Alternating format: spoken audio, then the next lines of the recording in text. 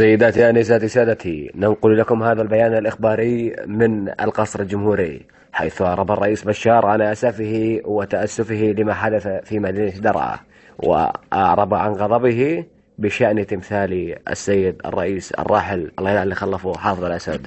وقد أعربت زوجته عن ندمها وندمها الشديد، وتقول في بيان لها: والله العظيم جوزي بشار ما له دخله يا جماعة، والله 15 يوم هو قاعد بالدار مقرب مرفان، حتى على البستان مش راضي يطلع، والله العظيم قاعد بالدار. هذا ماهر ابن الحرام طلع قابل عن دينهم، رش بالدبال وين راح ما حدا بيعرف، ندق على موبايله مسكر.